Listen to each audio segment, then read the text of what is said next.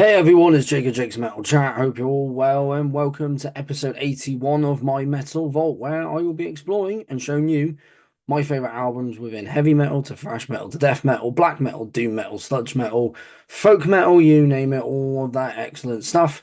And as well as talking about the albums, I will also be talking about the band, so a brief history and any releases leading up to the album that I have picked. And it's been a long time since I did my Metal Vault.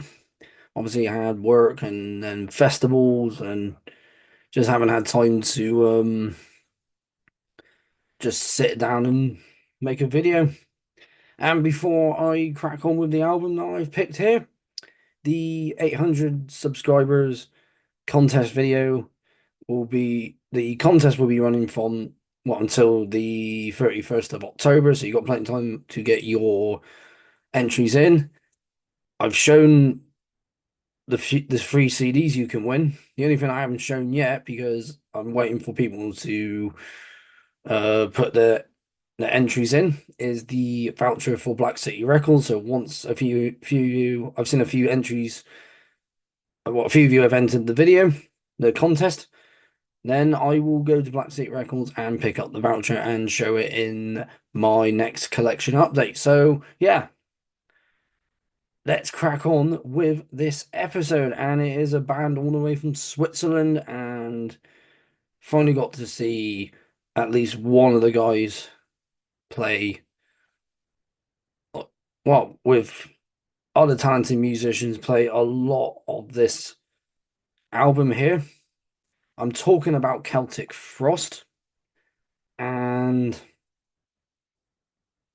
a lot of you within the VC know Celtic Frost, but for those who don't, well, before I talk about that, before I start talking about the band itself, let's show what album it is. It is their 1985 debut. Once again, Celtic Frost and to Mega Therion. Phenomenal album. Love it. One of my all-time favorite Celtic Frost albums. Got the CD right there. Got the guys right there. Let's get the booklet out so you can see it without the light here. Backing off it. So we've got the artwork, which is by H.R. Geiger. A lot of you will know him because he did a lot of the artwork and also set designs for Alien. And other bands have used his artwork in the past. Okay, we've got the guys here again. And I think there's a few lyrics. No, there's the song titles. And a bit more of Geiger's work. And no, there's no other lyrics. But some little bit of artwork right here. And yeah, Celtic Frost is one of those bands I never actually got to see live. They split up in 2006. And of course, the last album they released is just a monster of an album called Monotheist. But in terms of where it started, in terms of full lengths, start with this. But before we talk about this album in its entirety, let's talk about Celtic Frost. So I mentioned earlier, they are from Switzerland, from Zurich. They formed in 1984, so after Hellhammer dissolved. So that was Tom G. Warrior's band before this. And of course, Martin, who of course sadly passed away back in 2017. Big part of Celtic Frost, Hellhammer, just a big part of metal in general. They formed the band after Hellhammer dissolved in June of '84. And in that same year, they released Morbid Tales, which fantastic EP. If you love it, you just know how raw, heavy, and quite punky it is. Released on Noise Records. Definitely one that a lot of you will know, especially with those within the VC. But if not, I'll put that in the description below as well as this album so you can have a listen. They also did a split with, it's called Metal Attack Volume 1 with Halloween, Running Wild, Gravedigger, Sinner, and Warrant. So Gravedigger and Celtic Frost had two songs each, but Running Wild, Halloween, Warrant, and Sinner only had one song each. But a good decent length, as I can see right here. Also released on Noise Records, because all of them at one point or another were all on that label. And then in 1985, which was of course the same year as the split, they did their second EP, which is called Emperor's Return. That's also a fantastic release right there. Dethroned Emperor. Everyone knows the beginnings of that. And that slow chorus bit where it just goes Dethroned Emperor. It's amazing. And of course, Circle of the Tyrants. And the reason I know that song is because Obituary covered it for their Cause of Death album. And they also played it at Bloodstock when I saw them. So, speaking of Circle of the Tyrants, it appeared on their debut. So let's talk about their debut. It came out on the 27th of October, 1985 on Noise Records. And of course features Tom on vocals, guitars. He does effects and did songwriting from 1 to 10. We had Martin on bass, did some effects. He went by Demonic. And of course, we had Reed on the drums, who hasn't done a lot since. The last known thing he did was Triptychon, which in 2023 they played a lot of stuff from this album, as well as I think. Well, primarily this one, I think a little bit mix of Morbid Tales and uh, I think I think the one right after this as well. I can't remember anyway, but they did play a lot of to Therion. Now, like I mentioned before, there's some guest vocals as well. So we got for female vocals, we got Claudia. So you hear on tracks 2, 6, and 10. Gives it that good layer of atmosphere right there. And you got Wolf on the French horn, tracks 4, 1, 4, and 10. And then we got Host on effects track 9, as well as Steve Warrior on effects track 9 and songwriting track 9 as well. Mention H.R. Geiger for the artwork.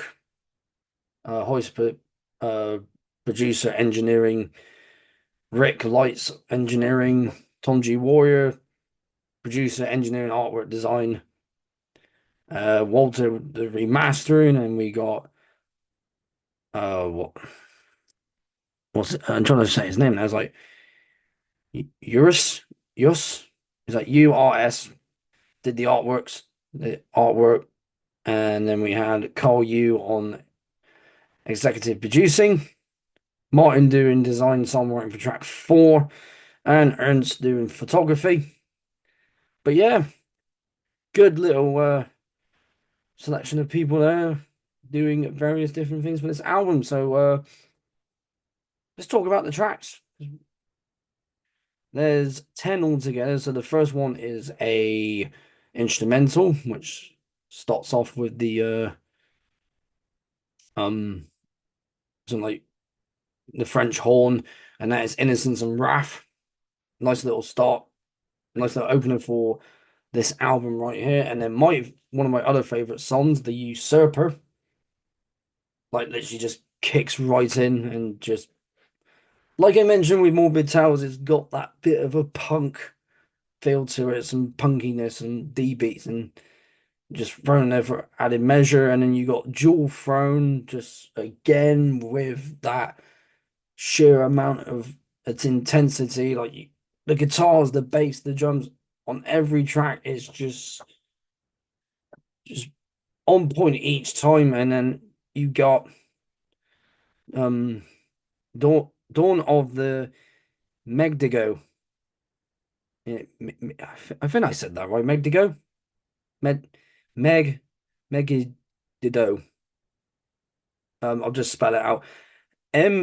Egiddo. I'm not sure how to say it. Like, my pronunciations are not that good, but that is one hell of a good song as well. And then you got Eternal Summer.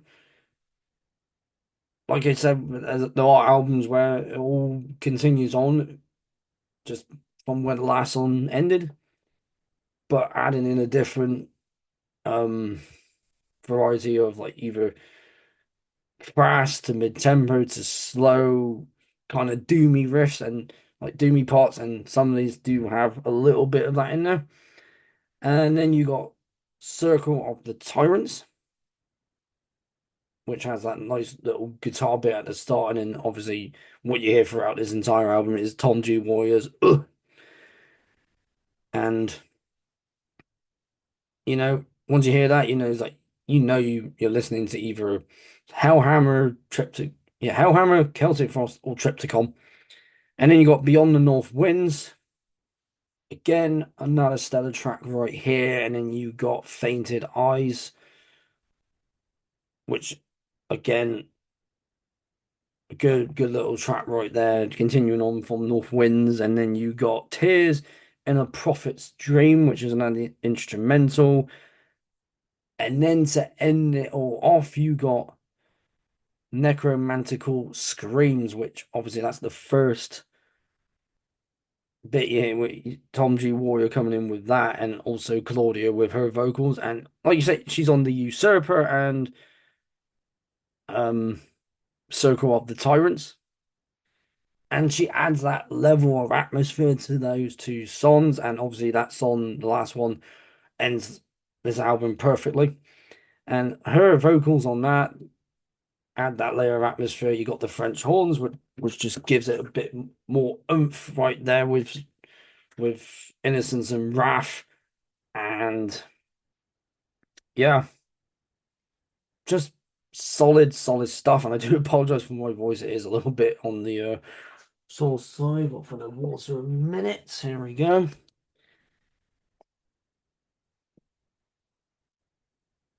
Um, yeah, Celtic Frost still stand the test of time. And what else can I say about this band that hasn't already been said? They influenced a lot of bands over the years. Of course, there's going to be bands out there who are going to be like very Celtic Frost influence heavy, because they do have that sound. Because looking at them, is like back in the early days, they were thrash, death, and black metal. Went more gothic doom down the line. Obviously, ending with Monotheist being their last album, and then called it a day then. And of course, mentioning Martin passed away in 2017, but I've said this before, musicians who are on albums such as this and made a massive contribution to metal, they may be gone, but the legacy lives on. And that definitely shows with this. And if you see live footage of him, he's full on going for it when he's out banging. Absolutely, like, that's what you need. You need that energy, and that energy he has on stage definitely shows in the albums he was on, be it the more thrashy death metal, black metal albums, as opposed to the more gothic doom albums that they did. And having artwork by H.R. Geiger, yeah, I mean I I think it gives off the tone of the album. It's just dark and heavy and very just black and white. And let's go back to H.R. Geiger. Not only has he done artwork for um Celtic Frost, what is the only one he did artwork for? He did for Triptychon because they had that relationship with him. Like they formed a friendship with him, and love the artwork. Can we use it for one of our albums? And I'm trying to think if Geiger already did this, or they asked him to do something that would fit the tone of the album. And you know what? Either way, it delivered, and the artwork itself is just, to me, incredible. And of course, and a lot of people will know this, a lot of little known fact, he designed the microphone stand for Jonathan Davis of Korn. And in terms of other bands, Atrocity with their albums Hallucinations, fantastic album. Heartwork by Carcass. We got Danzig Free, How the Gods Kill, and of course for the single Dirty Black Summer. And there's Order from Chaos.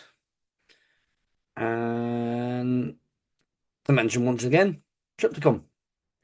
But of course, uh, best known for designing the xenomorph of Alien and a lot of the artwork and designs for the film. So very influential, not just in the movie world, but also in the metal world. And yeah, H.R. Geiger is metal, and he made some excellent artwork for one of my all-time favorite bands.